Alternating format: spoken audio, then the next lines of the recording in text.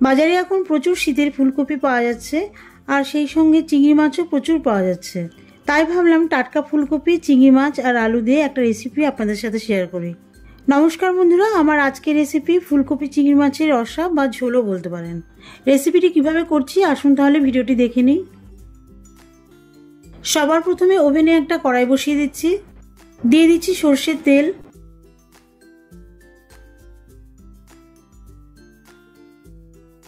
গরম তেলে দিয়ে দিচ্ছি ফুলকপি।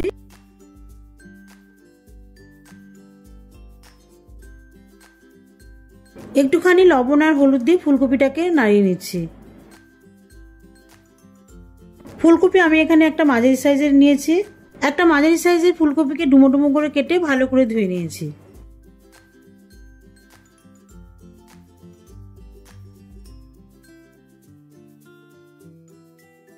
যাই হোক, ফুলকপিটা একটু নাড়িয়ে চাড়িয়ে 3 মিনিটের জন্য ঢাকা দিয়ে দিচ্ছি। এতে করে ফুলকপিটা একটু নরম হবে আর খুব বেশি কড়াও ভাজতে হবে না। 3 মিনিট পর ঢাকনাটা তুলে নিয়ে ফুলকপিটা একটু নাড়িয়ে চাড়িয়ে তুলে নিচ্ছি।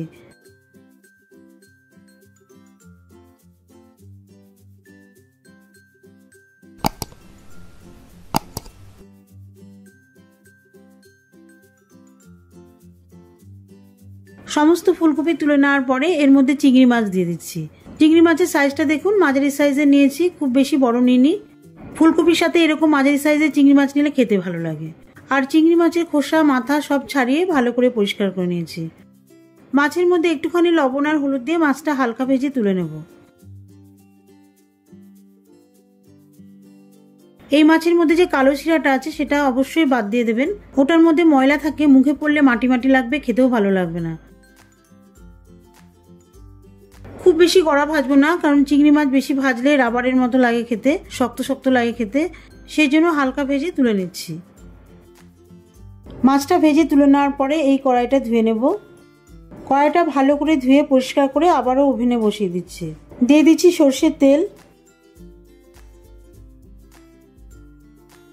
তেলটা গরম হয়ে গেলে আলু দিয়ে দিচ্ছি। ফুলকপি ও চিংড়ি মাছের সাইজ অনুযায়ী আলুগুলোকেও ডুমো ডুমো করে কেটে নিয়েছি। তাহলে চিংড়ি মাছ ফুলকপির সাথে দেখতে বেশ ভালো লাগবে। আলুর মধ্যেও সামান্য পরিমাণ লবণ আর হলুদ দিয়ে দিচ্ছি, তাহলে আলুর মধ্যে লবণের ব্যালেন্সটা চলে আসবে।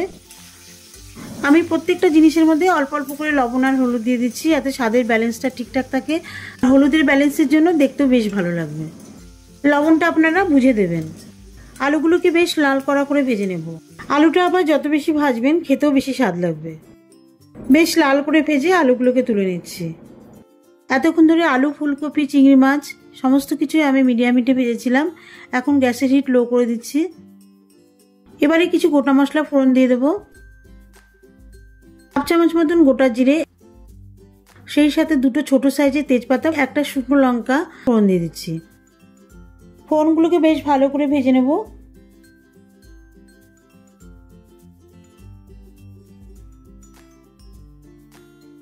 দিয়ে দিচ্ছি 1 চামচ আদা বাটা।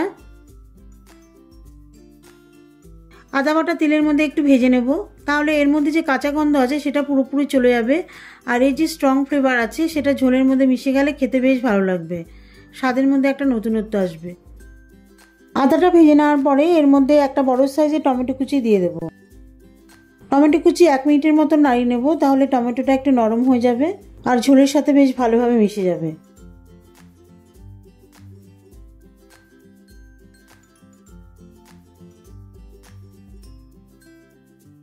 টমেটো কুচি একটু নরম হয়ে গেলে এর মধ্যে সামান্য একটু জল দিয়ে দেবো। সেই সাথে কিছু গুঁড়ো মশলা দিয়ে দেবো।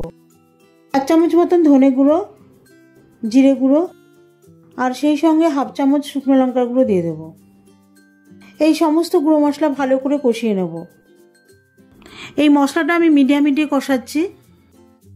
মশলা বেশ ভালো করে কষানো হয়ে গেলে ভেজে রাখা ফুলকপি আর আলু দিয়ে দিচ্ছি।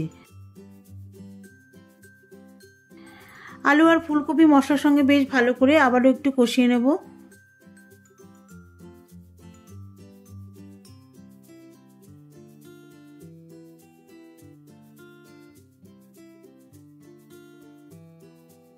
ফুলকপি আলু ভালো করে কষানো হয়ে গেলে জল দিয়ে দেব। জলের পরিমাণটা একটু বেশি করেই দেব, যেহেতু আমি এর ঝোল বা রসা যাই বলুন এটা তৈরি করছি। জলটা দিয়ে দেওয়ার পরে ঝোলের মধ্যে আলু ফুলকপি ভালো করে মিশিয়ে দেব।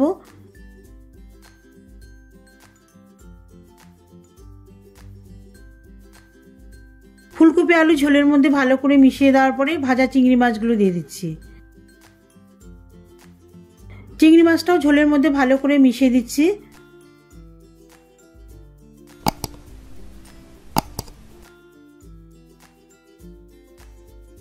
এরপরে এর মধ্যে 4টে হাফ চেরা কাঁচা লঙ্কা দিয়ে দিচ্ছি আর সেই সাথে সামান্য পরিমাণ লবণ দিয়ে দিচ্ছি।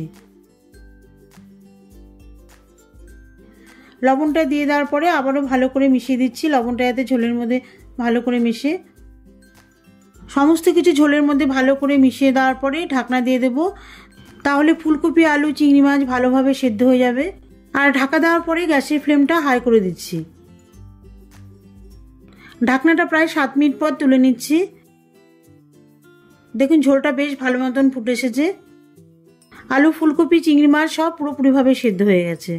আর দেখুন ঝোলটাও খানিকটা গাঢ় হয়ে গেছে। এখন ঝোলের মধ্যে 1 চামচ মতন ভাজা গরম মশলার গুঁড়ো দিয়ে মিশিয়ে দেবো আর সেই সঙ্গে দিয়ে দেবো 1 চামচ লিকুইড ঘি। ঘিটাও ঝোলের মধ্যে ভালো করে মিশিয়ে দেবো।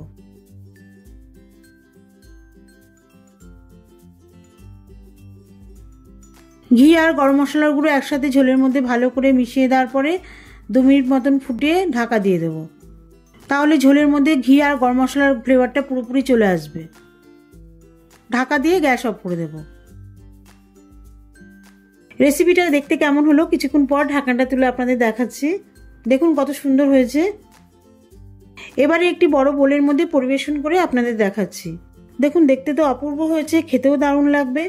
গরম গরম ভাতের সাথে খাবেন, লাঞ্চ হোক বা ডিনার সবেতেই ভালো লাগবে। তাহলে বন্ধুরা রেসিপিটি যদি ভালো লাগে অবশ্যই আমার চ্যানেলটিকে লাইক কমেন্ট ও সাবস্ক্রাইব করে আমার পাশে থাকবেন। দেখা হবে পরবর্তী ভিডিওতে নতুন কোনো রেসিপি নিয়ে। ভালো থাকবেন, সুস্থ থাকবেন আর আমার চ্যানেলটিকে লাইক কমেন্ট সাবস্ক্রাইব ও শেয়ার করে আমার পাশে থাকবেন।